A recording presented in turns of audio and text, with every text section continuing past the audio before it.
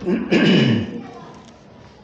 الله إن الحمد لله نحمده ونستعينه ونستغفره ونعوذ بالله من شرور أنفسنا ومن سيئات أعمالنا من يهده الله فلا مضل له ومن يضلله فلا هادي له وأشهد أن لا إله إلا الله وحده لا شريك له وأشهد أن محمدًا عبده ورسوله يا أيها الذين آمنوا اتقوا الله حق تقاته ولا تموتن إلا وأنتم مسلمون يا أيها الناس اتقوا ربكم الذي خلقكم من نفس واحدة وخلق منها زوجها وبث منهما رجالا كثيرا ونساء واتقوا الله الذي تساءلون به والأرحام إن الله كان عليكم رقيبا يا أيها الذين آمنوا اتقوا الله وقولوا قولا سديدا يصلح لكم أعمالكم ويغفر لكم ذنوبكم ومن يطع الله ورسوله فقد فاز فوزا عظيما أما بعد فإن خير الحديث كتاب الله وخير الهدي هدي محمد صلى الله عليه وسلم وشر الأمور محدثاتها وكل محدثة بدعة وكل بدعة ضلالة وكل ضلالة في النار قال الله تبارك وتعالى في القرآن المجيد والفرقان الحميد أعوذ بالله من الشيطان الرجيم بسم الله الرحمن الرحيم ومن يعص الله ورسوله ويتعدى حدوده يدخل نارا خالدين فيها ولهم عذاب مهين رب اشرح لي صدري ويسر لي أمري واحلل عقدة من لساني يفقه قولي اللهم صل على محمد وعلى آل محمد كما صليت على إبراهيم وعلى آل إبراهيم إنك حميد مجيد اللهم بارك على محمد وعلى آل محمد كما باركت على إبراهيم وعلى آل إبراهيم إنك حميد مجيد میرے محترم بزرگوں، نوجوان ساتھیوں، پردہ نشین ماں اور بہنیں، ہر طرح کی تعریف، توصیف، کبریائی، بزرگی اور بڑائی اس خالق کائنات، مالک ارض و سما کے لیے لائق و زیبا ہے کہ جو ہمارا اور آپ کا بھی مربی اور پالنہار ہے۔ درود و سلام ہو اللہ رب العالمین کے جانب سے منتخب کیے ہوئے ان تمام نبیوں اور رسولوں پر جنہوں نے اللہ رب العالمین کے احکامات اور اس کے فرامین کو اپنی امت تک پہنچائے۔ بے شمار لاتعداد درود و سلام ہو بالخصوص اللہ کے آخری نبی جناب احمد مصطفیٰ محمد رسول اللہ صلی اللہ علیہ وسلم پر کہ جن کے اوپر اللہ رب العالمین نے دین اسلام کو مکمل فرمایا ہے۔ آمین یا رب العالمین۔ حاضرین جمعہ، خطبہ مسنونہ کے بعد میں قرآن مجید میں سے ایک آیت کریمہ تلاوت کرنے کا شرف حاصل کیا ہوں۔ انشاءاللہ تبارک و تعالی اس آیت کریمہ کو مد نظر رکھتے ہوئے اس مختصر سا وقت میں کچھ باتیں رکھنے کی کوشش کروں گا۔ اللہ رب العالمین سے ہم دعا کرتے ہیں کہ اللہ سبحانہ و تعالی مجھ ناچیز کو صحیح بات کہنے کی توفیق عطا فرما، اور ساتھ ہی ساتھ اللہ رب العالمین ہم تمام مسلمان بھائیوں اور بہنوں کو ان قرآن و حدیث پر جو ابھی سنا جائے گا اس پر عمل کرنے کی توفیق عطا فرما، آمین یا رب العالمین۔ آج کا میرا موضوع سخن ہے گناہوں کے خطرناک نتائج۔ اللہ رب العالمین قرآن مجید میں کئی مقامات پر گناہ گاروں کا ذکر کیا ہے، اور پھر اس کا انجام بھی بہت ہی برا بتایا ہے۔ ایک جگہ اللہ رب العالمین فرماتا ہے کہ ان الذین کفروا وماتوا وهم کفار فلن يقبل من احد ملء الارض ذهبا ولو افتدى به اولئک لهم عذاب علیم وما لهم من ناصرین۔ اس آیت کریمہ میں اللہ رب العالمین ان کفار کے تعلق سے فرماتا ہے کہ جو لوگ کفر کی حالت میں اللہ رب العالمین کے پاس آئے گا اور ساتھ میں بہت ساری نیکیاں بھی لے کر آئے گا تو اللہ رب العالمین اس کی نیکیاں کو قبول نہیں کرے گا۔ تو دوسری جگہ ارشاد فرماتا ہے کہ جو لوگ اللہ رب العالمین کے ساتھ دوسروں کو شریک بتاتے ہیں تو ان لوگوں کو اللہ رب العالمین دردناک عذاب سے دوچار کرے گا،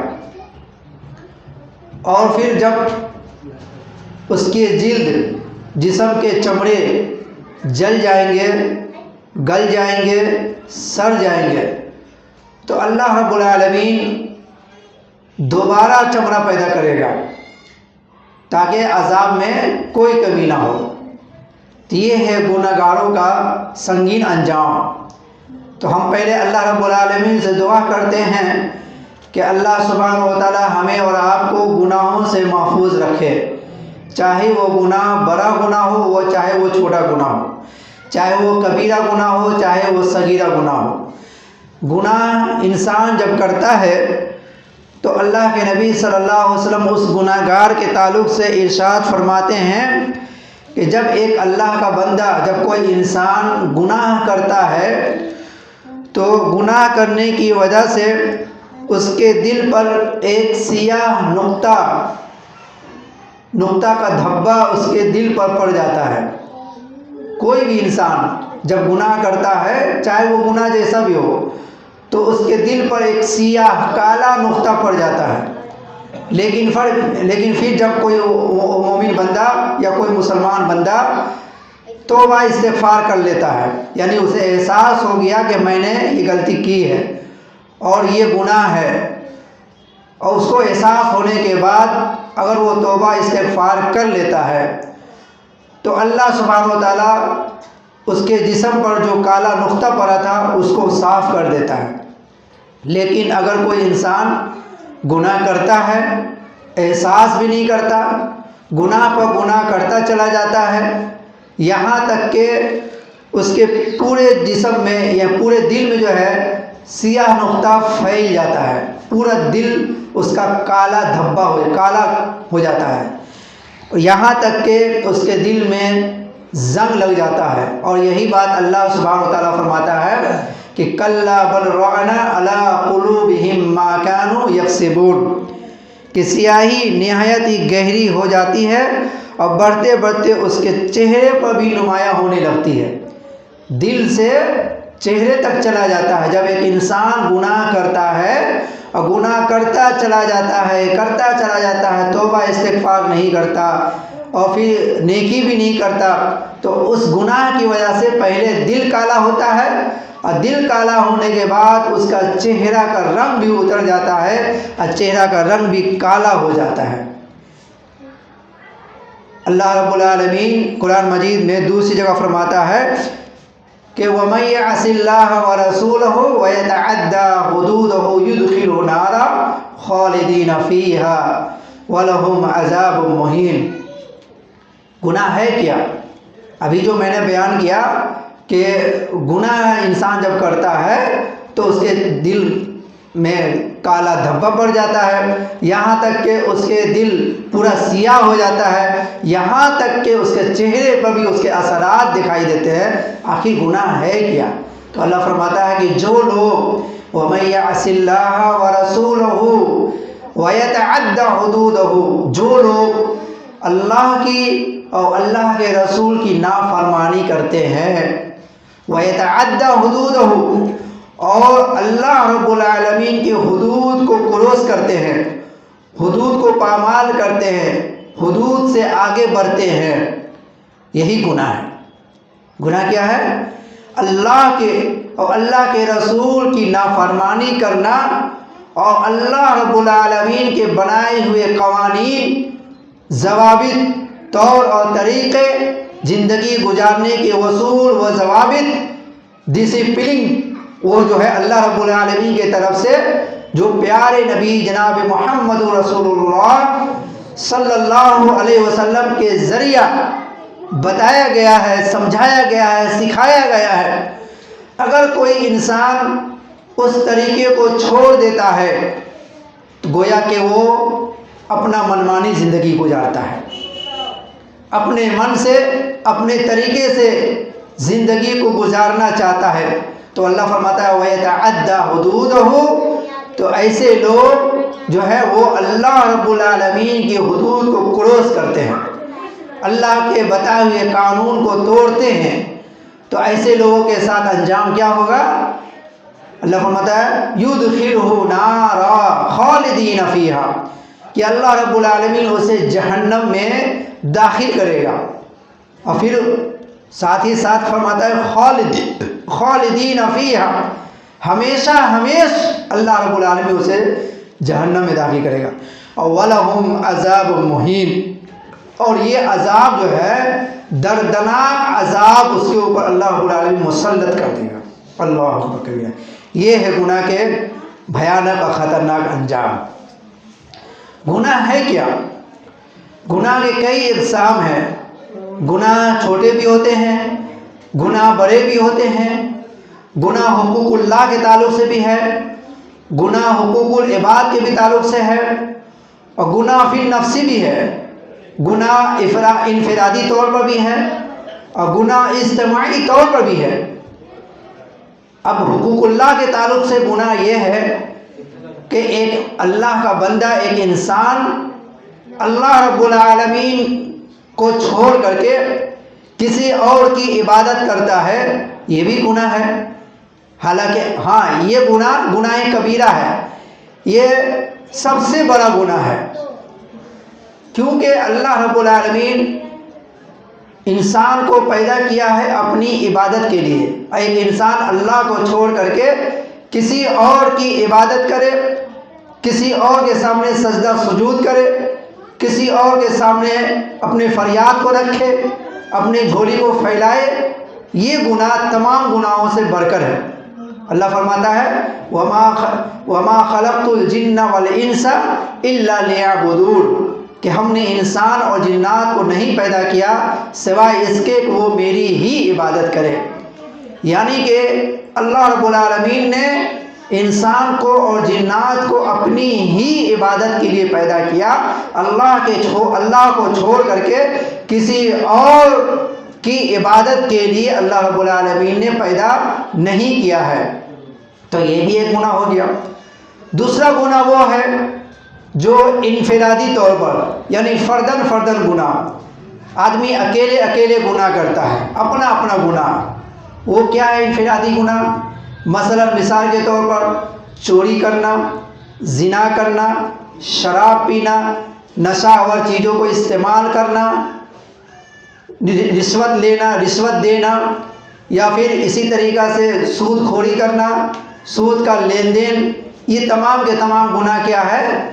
یہ فی نفسی، یعنی اپنی ذات سے انسان اپنے ذات کے اوپر گناہ کرتا ہے، یہ اس کو بلایا جاتا ہے انفرادی گناہ۔ ایک ہے اجتماعی گناہ، وہ گناہ ہے جو لوگوں کے مجمع میں محفل جمع کر کے، محفل سجا کر کے اجتماعی طور پر ملک کے پیمانے پر یا پھر اس سے بھی بڑے، جیسے مثال کے طور پر عید میلاد النبی، یہ بھی ایک گناہ ہے۔ بڑے وفات، جب کہ نبی صلی اللہ علیہ وسلم پیدا ہوئے اور اس وقت لوگ خوشی منائے، کیک کاٹے، ہیپی برتھ ڈے کہے، یہ گناہ ہے۔ اسی طریقہ سے اجتماعی طور پر شادی بیاہ کے موقع پر ڈھول تاشے بجانا، گانا بجانا، اسی طریقہ سے فحاشی والے جو گانے کو سننا اور بجانا اور ناچنا گانا، ہجڑے کو بلانا، نچوانا وغیرہ وغیرہ۔ اور پھر اسی طریقہ سے یہ گناہ جو ہے یہ اجتماعی گناہ ہوا۔ تو یہ تمام گناہ ہے جس کے نتائج بہت ہی بھیانک ہے، بہت ہی برا اس کا انجام ہے، دنیا میں بھی اور آخرت میں بھی۔ بعض گناہ کا انجام دنیا میں اللہ رب العالمین اس کے کرتوت کی وجہ سے اللہ تعالیٰ دنیا میں سزا دیتا ہے، اور آخرت میں خاص کر کے اس کے لیے دردناک عذاب تیار کر کے رکھا ہے۔ بعض گناہ ایسے ہیں جس کا سزا اللہ رب العالمین آخرت ہی میں دے گا۔ اللہ تعالیٰ دوسرے مقامات پہ فرماتا ہے کہ وَلَوْلَا كَلِمَةُ الْفَصْلِ لَقُضِيَ بَيْنَهُمْ۔ اے بچوں خاموش رہو یا نیچے جاؤ، ابھی سے بولے گا نہیں تم لوگ، ٹھیک ہے؟ تو اللہ فرماتا ہے کہ اگر قیامت کے دن کا اللہ رب العالمین فیصلہ نہ کیا ہوتا، یہ کون سے گناہ کی بات ہے؟ یہ بھیانک اور بڑے گناہوں کا ذکر اللہ فرماتا ہے، کہتا ہے کہ وَلَوْلَا كَلِمَةُ الْفَصْلِ لَقُضِيَ بَيْنَهُمْ۔ اگر قیامت کے دن کا اللہ فیصلہ نہ کیا ہوتا کہ قیامت آنے والی ہے، وہاں سزا دی جائے گی مجرموں کو، تو اللہ فرماتا ہے لَقُضِيَ بَيْنَهُمْ۔ تو جس وقت جو انسان جو بھی گناہ کرتا ہے، اللہ سبحانہ و تعالیٰ اس کو اسی وقت اس کے سزا اس کو دے دیتا۔ یعنی جب انسان گناہ کرتا ہے جس وقت، اسی وقت اللہ رب العالمین اس کے اس گناہ کی سزا دے دیتا۔ لیکن اللہ فرماتا ہے آگے وَلَكِنَّ الظَّالِمِينَ لَهُمْ عَذَابٌ أَلِيمٌ، لیکن ظالموں کے لیے دردناک عذاب اللہ رب العالمین نے تیار کر کے رکھا ہے۔ تو اس آیت کریمہ میں اللہ رب العالمین نے گناہ کا ذکر کیا کہ بعض گناہ ایسے ہیں جس کے لیے اللہ رب العالمین نے خاص کر کے جہنم میں دردناک عذاب اس کے لیے تیار کر کے رکھا ہے۔ تو ہمیں چاہیے کہ ہم گناہ سے پرہیز کریں۔ اچھا، دنیا میں گناہ کے جو نتائج ہے وہ کیا ہے؟ حضرت عبداللہ ابن عباس رضی اللہ عنہ فرماتے ہیں اور کہ نیکی کی وجہ سے چہرے پر روشنی ہو جاتی ہے۔ جب ایک انسان نیکی کرتا ہے، گناہ کے برعکس نیکی، جب کوئی انسان نیکی کرتا ہے تو اللہ رب العالمین اس کے چہرے پر روشنی، تر و تازگی پیدا کر دیتا ہے۔ پھر اس کے بعد اس کے دل کو اللہ رب العالمین منور کر دیتا ہے۔ دوسری فضیلت یہ ہے نیکی کا۔ اور تیسری فضیلت یہ ہے کہ اللہ رب العالمین اس کے رزق میں اضافہ کر دیتا ہے۔ اور چوتھی فضیلت یہ ہے کہ اللہ رب العالمین اس کو اس کی طاقت میں اضافہ کرتا ہے، کمزور سے طاقتور بنا دیتا ہے۔ اور پانچویں فضیلت یہ ہے کہ لوگوں کے دلوں میں اللہ رب العالمین اس کی محبت کو پیدا کر دیتا ہے، یعنی لوگ اس سے محبت کرنے لگتے ہیں۔ یہ 5 خصوصیات کن کے لیے ہے؟ یہ ان لوگوں کے لیے ہے کہ جو نیکی کرتے ہیں، جو نیکی اللہ رب العالمین کے لیے کرتے ہیں، کسی اور کے لیے نہیں، لوگوں کے لیے نہیں، بلکہ صرف اور صرف اللہ کو راضی کرنے کے لیے اور جنت کو حاصل کرنے کے لیے اگر کوئی نیکی کرتے ہیں تو ان کے لیے 5 فضیلت ہے۔ لیکن اس کے برعکس اگر کوئی آدمی گناہ کرتا ہے تو فرماتے ہیں کہ اس کے دل اللہ رب العالمین اس کے چہرے پر سیاہی ڈال دیتا ہے، چہرے پر ایسا چہرہ بنا دیتا ہے کہ اس کے چہرے کو دیکھنے کے بعد ہی سمجھ میں آتا ہے یہ انسان اچھا انسان نہیں ہے۔ نورانی جو ہے، نورانیت اس کو ختم کر دیتا ہے چہرے سے، اور پھر اس کا دل، اللہ رب العالمین اس کے دل گندا کر دیتا ہے۔ اور پھر تیسری نقصان یہ ہے کہ اس کے رزق کو اللہ رب العالمین گھٹا دیتا ہے، کم کر دیتا ہے۔ اور چوتھا نقصان یہ ہے کہ اللہ رب العالمین اس کی طاقت اور قوت کو ختم کر دیتا ہے، یعنی کمزور سے کمزور کر دیتا ہے۔ اور پانچویں نقصان یہ ہے گنہگار کے لیے کہ لوگوں کے دلوں میں اس کی نفرتیں ڈال دیتا ہے، یعنی آٹومیٹک لوگ اس سے نفرت کرنے لگتے ہیں۔ یہ ہے گناہ کا انجام، بھیانک انجام دنیا ہی میں۔ اللہ رب العالمین جو ہے گنہگاروں کے تعلق سے یہ انجام بنایا ہے۔ اچھا، گنہگار جو ہوتے ہیں وہ اللہ کے نزدیک بھی اس کی اہمیت ختم ہو جاتی ہے۔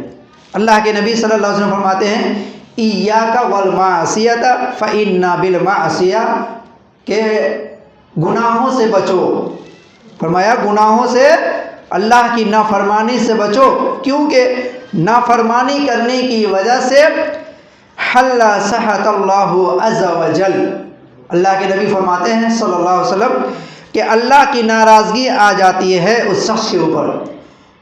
اور ظاہر سی بات ہے جب اللہ رب العالمین کسی بندے سے ناراض ہو جاتا ہے تو یا تو اللہ رب العالمین اسے ذلیل و خوار کر دیتا ہے، یا پھر اور مزید اللہ رب العالمین اس کو عذاب میں مبتلا کر دیتا ہے۔ اللہ فرماتا ہے کہ وَمَن يُهِنِ اللَّهُ فَمَا لَهُ مِن مُّكْرِمٍ، کہ اللہ رب العالمین جس کو ذلیل کرنا چاہے اسے دنیا کی کوئی بھی ہستی عزت نہیں دے سکتی ہے۔ تو گناہ کے نتائج یہ ہے کہ اللہ رب العالمین اسے دنیا میں ذلیل و خوار کر دیتا ہے۔ اچھا، گناہ کے اور بہت سارے نتائج ہیں، جن میں سے ایک یہ بھی ہے کہ جو شخص گناہ کرتا ہے تو شیطان کو اللہ رب العالمین اس کے اوپر مسلط کر دیتا ہے۔ اللہ فرماتا ہے وَمَن يَعْشُ عَن ذِكْرِ الرَّحْمَٰنِ نُقَيِّضْ لَهُ الشَّيْطَانَ فَهُوَ لَهُ قَرِينٌ، یہ سورہ کی آیت ہے۔ اللہ فرماتا ہے کہ جو لوگ اللہ کی عبادت سے، وَمَن يَعْشُ عَن ذِكْرِ الرَّحْمَٰنِ، جو لوگ رحمان کی ذکر سے منہ موڑ لیتے ہیں تو اللہ رب العالمین اس کے اوپر اس کا ساتھی شیطان مقرر کر دیتا ہے۔ کیا کر دیتا ہے؟ شیطان مقرر کر دیتا ہے، اس کا ساتھی اس کا شیطان ہو جاتا ہے۔ پھر اسے جو بھی کہتا ہے اسے انسان صحیح مانتا ہے۔ یہ گناہ کا نقصان ہے، یعنی کہ ایک انسان جب اللہ رب العالمین کے فرمان کو توڑتا ہے، اس کے احکام پر عمل نہیں کرتا اور اپنے پیارے نبی محمد رسول اللہ صلی اللہ علیہ وسلم کے بتائے ہوئے راستے پر نہیں چلتا ہے، ان کو اپنا اسوہ حسنہ نہیں مانتا ہے، ان کو اپنا آئیڈیل اور رہنما نہیں مانتا ہے، ان کو اپنا پیشوا نہیں مانتا ہے، ان کو اپنا قائد اعظم نہیں مانتا ہے، تو ایسے لوگوں کے اوپر اللہ رب العالمین اس کا ساتھی، اس کا شیطان بنا دیتا ہے۔ اب وہ اس کا شیطان جو کچھ بھی کہتا ہے وہ اسے صحیح مانتا ہے، یہاں تک کہ شیطان اس کو جہنم میں پھینک دیتا ہے، یعنی جہنم کی طرف اسے لے جاتا ہے۔ تو یہ گناہ کی یہ بھی ایک نتائج ہے۔ اسی طریقہ سے اللہ رب العالمین سورہ الحشر میں ارشاد فرماتا ہے کہ وَلَا تَكُونُوا كَالَّذِينَ نَسُوا اللَّهَ فَأَنسَاهُمْ أَنفُسَهُمْ أُولَٰئِكَ هُمُ الْفَاسِقُونَ۔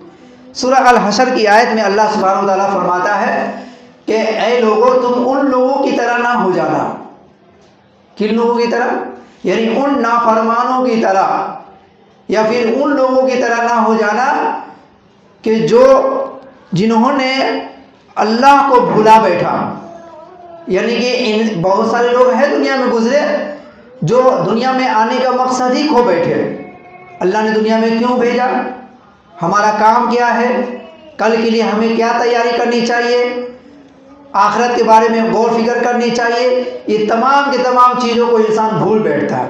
اس سے پہلی والی آیت میں سمجھ میں آتی ہے یا ایھا الذین آمنوا اتقوا اللہ ولتنظر نفس ما قدمت لغد واتقوا اللہ، کہ اللہ فرماتا ہے ایمان والو اللہ رب العالمین سے ڈرو، اور تم میں سے ہر شخص کو یہ محاسبہ کرنی چاہیے، یہ معلوم کرنی چاہیے، یہ جانکاری حاصل کرنی چاہیے کہ انہوں نے کل کے لیے کیا تیاری کر کے رکھا ہے، ما قدمت لغد، کہ کل کے لیے انہوں نے کیا تیاری کر کے رکھا ہے۔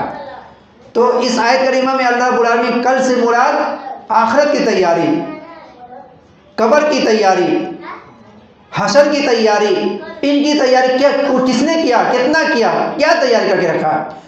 تو لیکن اگر جو لوگ اس کے بارے میں غور و فکر نہیں کرتے، نظر انداز ہوتے ہیں، دنیا میں بس اسی طریقہ سے کھائے پیے جانوروں کی طرح زندگی گزارتے ہیں، دنیا میں آنے کا مقاصد کو بھول بیٹھے ہیں، اللہ رب العالمین نے اسے کیوں پیدا کیا ہے اسے ہوش حواس ہی نہیں ہے، بس کمانا ہے، کھانا ہے، عیاشی کرنا ہے اور پھر مر جانا ہے۔ تو اللہ فرماتا ہے کہ وَلَا تَكُونُوا كَالَّذِينَ نَسُوا اللَّهَ فَأَنسَاهُمْ أَنفُسَهُمْ أُولَٰئِكَ هُمُ الْفَاسِقُونَ، کہ اے لوگو تم ان لوگوں کی طرح نہ ہو جانا جس نے اللہ رب العالمین کو بھلا بیٹھا، جس نے آخرت کو بھلا بیٹھا، جس نے آنے کا مقصد ہی بھلا بیٹھا۔ لیکن اگر کوئی آدمی جب نظر انداز کرتا ہے، دنیا میں آنے کا مقصد کھو بیٹھتا ہے، بھول جاتا ہے، تو آگے فرماتا اللہ کہ فَأَنسَاهُمْ أَنفُسَهُمْ، جب وہ بھول جاتا ہے تو اللہ رب العالمین بھی بھول جاتا ہے، اللہ رب العالمین بھی اس سے نظر انداز کرتا ہے، اس کے اوپر کیسی عذاب نازل ہو وہ خوش رہے نہ رہے، یعنی اس کے اوپر سے اپنا رحمت کی جو اللہ رب العالمین کی صفتیں ہیں وہ اللہ رب العالمین اس سے ہٹا لیتا ہے۔ اولئک هم الفاسقون، اور یہی وہ لوگ ہیں، اللہ فرماتا ہے یہی وہ لوگ ہیں جس سے ہم نے ناراض ہوا اور جس کو ہم نے بھول بیٹھا، وہ لوگ بہت ہی برے ہیں، فاسق لوگ ہیں۔ اللہ اکبر کبیرہ، یہ گناہ کے نتائج ہے۔ اللہ رب العالمین سے ہم دعا کرتے ہیں ساتھ ساتھ کہ اللہ تعالی ہمیں ہر طرح کی گناہ سے حفاظت کرے، آمین۔ گناہ کی نقصانات میں سے ایک نقصان، بہت بڑا نقصان یہ ہے کہ جو نعمت ہے ہمارے پاس، گناہ کرنے کی وجہ سے وہ نعمت چھین بھی سکتی ہے، اور پھر جو آنے والی نعمت ہے وہ نعمت بھی ختم ہو سکتی ہے، ایک موجودہ نعمت بھی ختم ہو سکتی ہے، اور دوسری جو آنے والی ہے، جو ڈیل ہو چکی ہے پہلے سے، مثلا کمپنی والے لوگ کسی سے کلائنٹ سے ڈیل کر لیے، لیکن کسی گناہ کرنے کی وجہ سے وہ ڈیل منسوخ بھی ہو سکتا ہے، کینسل بھی ہو سکتا ہے گناہ کی وجہ سے۔ سب سے بڑی دلیل پروف حضرت آدم علیہ السلام ہے۔ اللہ تعالیٰ نے حضرت آدم اور ان کی جوزہ اماں حوا رضی اللہ علیہ السلام کو جنت میں داخل کیا۔ جنت کتنی بڑی نعمت ہے، دنیا جنت جو ہے، جنت کے مقابلے میں دنیا کی کوئی حیثیت نہیں، کوئی حیثیت ہے ہی نہیں۔ دنیا چاہے جتنا ہی خوبصورت ہو، جنت کے مقابلہ دنیا نہیں کر سکتی۔ لیکن وہ جنت جس میں اللہ رب العالمین نے حضرت آدم اور حوا کو رکھا اور کہا اے آدم تم اور تمہاری بیوی جنت میں سیر سپاٹے کرو، رہو، یہ تمہارا گھر ہے، کھاؤ پیو، جہاں چاہو جاؤ، لیکن خبردار میرے حکم کی نافرمانی نہ کرنا، خبردار تم فلاں درخت کے قریب بھی نہ جانا، کھانے کی دور کی بات ہے، اس درخت کے قریب بھی نہ جانا، اگر تم جاؤ گے تو تم ظالموں میں سے ہو جاؤ گے۔ وَلَا تَقْرَبَا هَٰذِهِ الشَّجَرَةَ فَتَكُونَ مِنَ الظَّالِمِينَ۔ پھر کیا ہوا؟ حضرت آدم اور ان کی بیوی نے اس درخت کے قریب ہی نہیں گئے، بلکہ اس درخت کے پھل بھی کھا لیے۔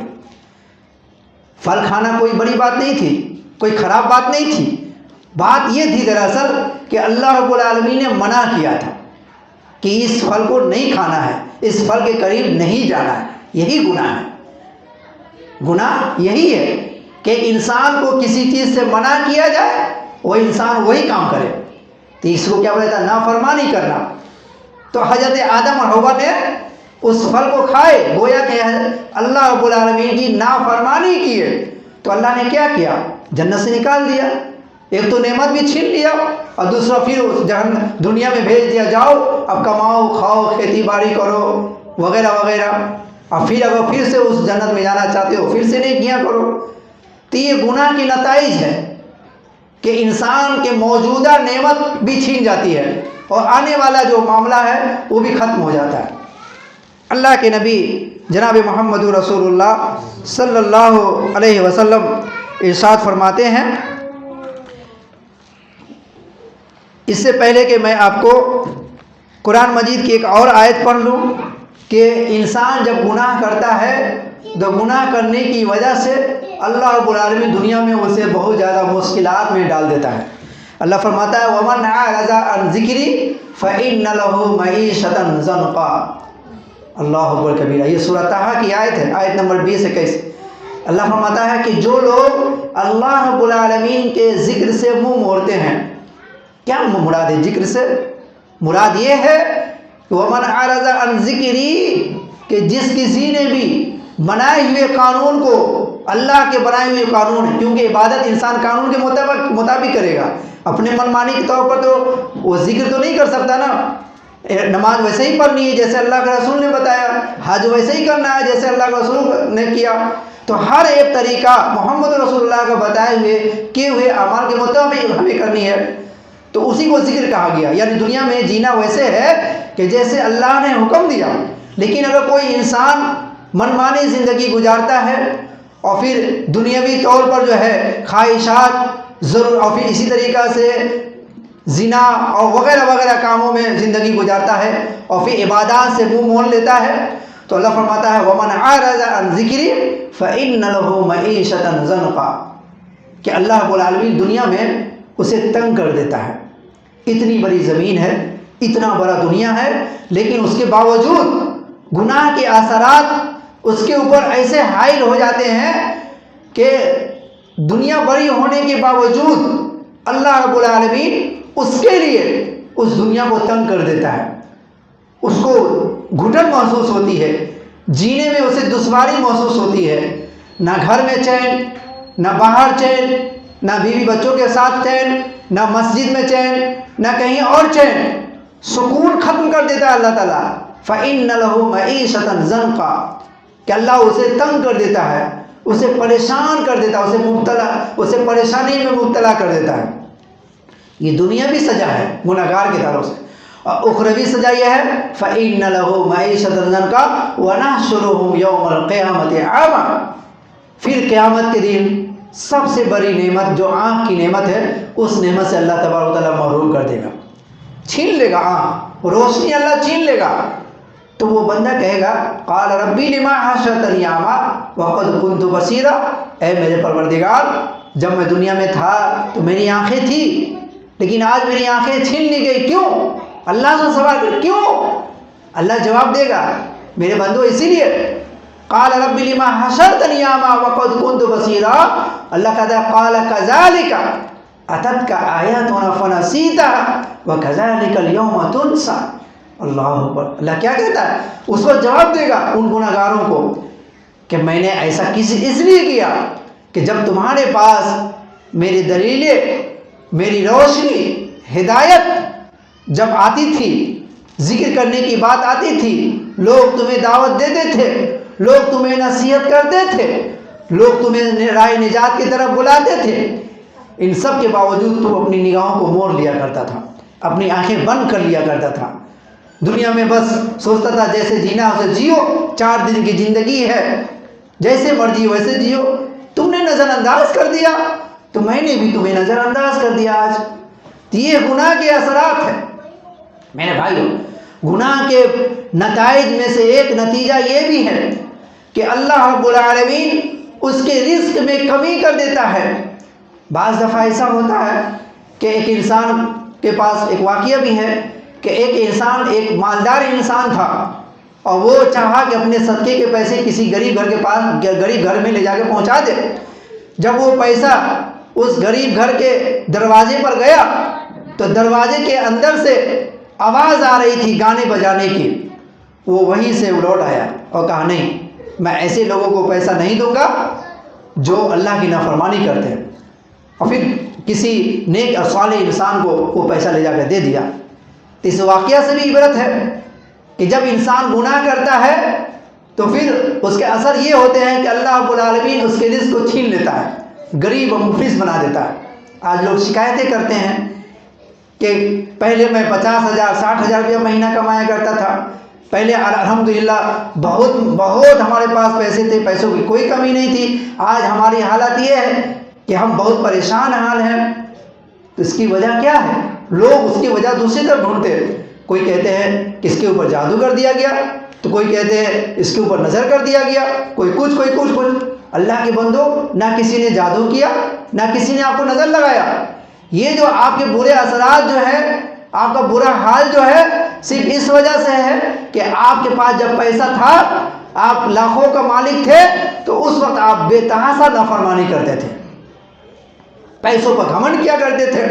جب انسان کے پاس پیسہ ہوتا ہے تو کیا کرتا ہے؟ عیاشیاں کرتا ہے کہ نہیں؟ ٹول پر ٹول کرتا ہے، گھومتا پھرتا ہے، بیجا پیسہ خرچہ کرتا ہے، پھر اس جگہ اس محفل میں شریک ہوتا ہے. اپنے اکیلے نہیں بلکہ اپنے بیوی بچوں کو بھی لے جاتا ہے. جہاں مردوں کی بھیڑ لگی ہوئی ہو، جہاں عریانیت پھیلی ہوئی ہو، جہاں برائی ہو رہی ہو، جہاں گناہ ہو رہا ہو، وہاں جاتا ہے گھومنے پھرنے کے لیے. گرمی کا چھٹی ہے، سردی کا چھٹی ہے نا، اسی طرح سے سردی کا موسم ہے، تھوڑا گھومنا چاہیے، تھوڑا بچوں کو گھمانا چاہیے. ایسے جگہ لے جاتا ہے کہ جہاں گناہ ہی گناہ ہے. پھر کیا ہے؟ پیسے کی عیاشی تو کر لیا، لیکن پھر اللہ کے عذاب اس کے اوپر آ گئے. کلا بل لا تکرمون الیتیم. اللہ نے سورہ فجر میں کیا کہا کہ جب ایک انسان کو اللہ رب العالمین نعمت چھین لیتا ہے تو کہتا ہے اللہ نے اہانت کیا، اللہ نے توہین کی. اللہ کی قسم، اللہ کسی کو توہین جان بوجھ کر نہیں کرتا. وہ خود انسان اپنی تباہی اور بربادی کا وہ ذمہ دار ہوتا ہے. کوئی کسی کا ذمہ دار نہیں ہوتا، خود انسان ذمہ دار ہوتا ہے. میرے بھائیو، یہ دنیاوی تھی مختصر جو ہے انداز میں، کہ دنیاوی جو اللہ رب العالمین کی طرف سے جو انجام ہے وہ یہ ہے جو ابھی ہم نے بتایا. آخرت کے اعتبار سے برا انجام یہ ہے کہ حضرت ثوبان رضی اللہ عنہ فرماتے ہیں کہ قیامت کے دن میں ایسے لوگ، اللہ کے رسول فرماتے ہیں کہ میں ایسے لوگوں کو جانتا ہوں جو قیامت کے دن اس حال میں آئیں گے کہ اس کی نیکیاں جو ہیں، اس کی نیکیاں تہامہ پہاڑ کے مانند روشن ہوگی. یعنی اس کی نیکیاں اتنی زیادہ ہوگی، اتنی زیادہ اس کی نیکیاں ہوگی. ایک پہاڑ ہے جو چمکتا ہوا پہاڑ ہے، اس کی طرح اس کی نیکیاں چمکے گی، روشن ہوگی نیکیاں. لیکن حال اس کا یہ ہوگا کہ اللہ سبحانہ و تعالیٰ اس کی نیکیاں کو ریزہ ریزہ کر کے اڑا دے گا، تباہ و برباد کر دے گا. یعنی اس کی نیکیوں کی کوئی ویلیو نہیں ہوگی، کوئی اہمیت نہیں.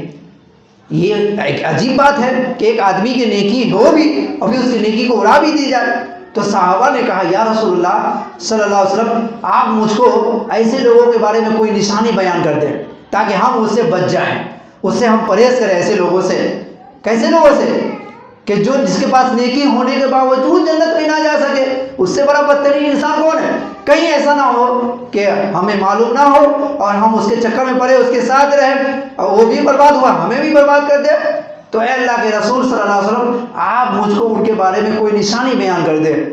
تو اللہ کے رسول صلی اللہ علیہ وسلم فرماتے ہیں کہ وہ لوگ ہوں گے جو دین میں تو عبادت کرتے ہی ہوں گے، یعنی دین میں بھی عبادت کرتے ہوں گے، روزہ نماز کا بھی پابند ہوں گے، اور رات میں تہجد کا اہتمام بھی کرتے ہوں گے، سارے نیک کام کرتے ہوں گے. سوچئے، ایک نیک انسان کے بارے میں ایسی بات کہی جا رہی ہے، ضرور اس کے اندر کچھ نہ کچھ کھوٹ ہے نا.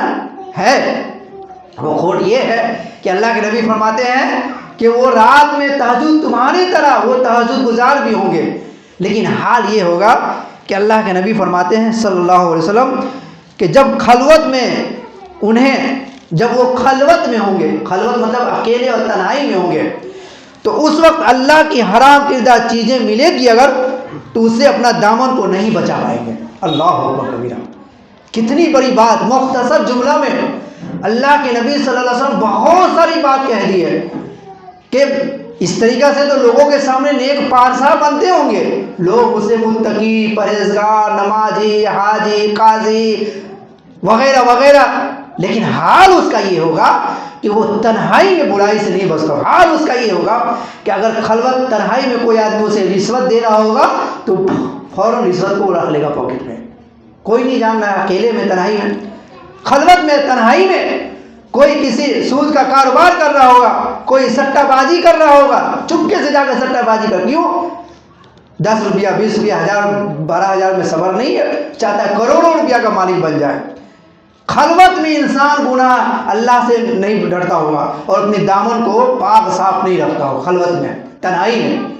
آج عام سی بات ہے کہ انسان لوگوں کے سامنے پارسا بنتا ہے، لیکن آج موبائل کی شکل میں، جو گناہ کی شکل میں جو ہے موبائل ہے، خلوت میں تنہائی میں موبائل سے کیا کیا نہیں دیکھتا ہے، کیا کیا نہیں کرتا ہے۔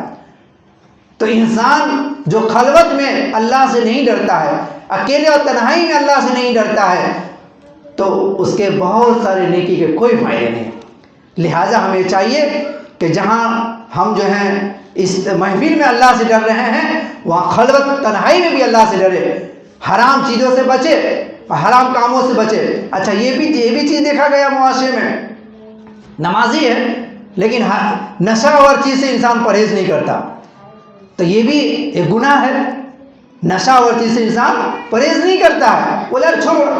اللہ کے نبی صلی اللہ علیہ وسلم فرماتے ہیں کہ ایک زمانہ آئے گا، لوگوں کو زمین میں دھسا دیا جائے گا، زمین میں اس کے اوپر زلزلہ آ جائیں گے۔ کیوں؟ اللہ کے رسول اس کی وجہ بتاتے، کہتے ہیں وہ ایسے لوگ ہوں گے کہ جو اللہ نے جس کو حرام کیا ہے، شراب کے نام کو چینج کر دیں گے۔ شراب کے مطلب صرف یہ نہیں ہوتا ہے کہ پانی کی شکل میں شراب، نہیں، نشہ اور چیز کو حلال سمجھیں گے، اس کے نام کو چینج کریں گے، اس کو حلال سمجھ کر اس کو کھائیں گے اور پئیں گے۔ جب ایسا لوگ کریں گے تو اللہ سبحانہ و تعالیٰ اس کے اوپر دردناک عذاب نازل کر دے گا۔ میرے بھائیو، ایمانداری سے بتائے، آج مسلمانوں میں ایسے بہت سارے طبقے نہیں ہیں جو اللہ کے حرام چیزوں کو حلال قرار کر کے اس کو یوز کرتے ہو، کھاتے ہیں، استعمال کرتے ہیں اور کہتے ہیں اس میں نشہ نہیں ہے۔ اگر ہے تو پھر ہمیں توبہ استغفار کرنی چاہیے اس سے پہلے کہ ہمارے اوپر اللہ کی عذاب آ جائے۔ آخر میں میں ایک آیت پڑھ کر ختم کرتا ہوں اپنی بات کہ اللہ فرماتا ہے وما اصابکم من مصیبت فبما کسبت ایدیکم ویعفو عن کثیر۔ الحمدللہ، اس آیت کے آدھے ٹکڑے میں اللہ کی عذاب کا ذکر ہے اور آخری میں اللہ کی مہربانی کا ذکر ہے۔ تو انسان کو دونوں کے بارے میں غور فکر کرنی چاہیے۔ اللہ فرماتا ہے وما اصابکم من مصیبت فبما کسبت ایدیکم، اس ہاتھ کا ذکر کر رہا ہے، یعنی اس کے اپنے کرتوت کا ذکر کر رہا ہے، کہہ رہا ہے کہ انسان کے اوپر جو بھی مصیبت آتی ہے، جو بھی مصیبت چھوٹی یا بڑی، اس کے اپنے ہاتھوں کی کرتوت ہے، اپنے ہاتھوں کی وجہ سے ہے، اس کے اپنی وجہ سے اس کے اوپر آفتیں اور بلائیں مصیبتیں آتی ہیں۔ حالانکہ وَيَعْفُو عَنْ كَثِيرٍ، اللہ کہتا ہے حالانکہ ہم تو بہت ساری غلطیوں کو معاف بھی کر دیتے ہیں، نظر انداز کر دیتے ہیں۔ اب بالکل حقیقت ہے کہ اللہ رب العالمین اپنے بندے کو ہزار غلطیوں کو معاف کر دیتا ہے۔ اگر اللہ رب العالمین معاف نہ کرے اور عذاب دینے پر تل جائے تو دنیا کا کوئی بھی ایک بھی انسان نافرمان نہیں بچے گا، یہ اللہ کی مہربانی۔ بہرحال تو اللہ رب العالمین کی مہربانی ہے، تو اس کا یہ مطلب نہیں کہ ہم حد سے آگے بڑھیں، ہم تجاوز کریں، ہم گناہ کرتے چلے جائیں۔ اگر ایسا کرتے ہیں تو شروع میں ہم نے بتایا کہ جو لوگ گناہ کرتے ہیں تو اس کے دل پر دھبا پڑتا ہے، یہاں تک کہ پورا دل کالا ہو جاتا ہے، یہاں تک کہ اس کی ہلاکت و بربادی اور تباہی ہو جاتی ہے۔ تو ہم اللہ رب العالمین سے دعا کرتے ہیں کہ اللہ سبحانہ و تعالی ہمیں تمام اخوان المسلمین کو، مرد اور عورت، خواتین اور مرد کو، ہر شخص کو جو ہے، ہر فرد کو گناہ سے بچنے کی توفیق عطا فرمائے، چاہے وہ گناہ معاشرتی اعتبار پر ہو، چاہے وہ گناہ انفرادی اعتبار پر ہو، چاہے وہ گناہ فی نفسی ہو، چاہے وہ گناہ حقوق العباد ہو، چاہے وہ گناہ حقوق اللہ ہو۔ اللہ تبارک و تعالی ہمیں تمام مسلمانوں کو ان تمام گناہوں سے حفاظت پر، اور اللہ رب العالمین ہمیں مزید نیک اعمال کرنے کی توفیق عطا فرما، اور اللہ رب العالمین ہمیں توبہ استغفار کرنے کی بھی توفیق عطا فرما۔ اللہ رب العالمین ہمیں تمام مرد اور عورت، بھائی اور بہنوں کو نیک اعمال کرنے کی توفیق عطا فرما۔ آمین وآخر دعوانا الحمدللہ رب العالمین۔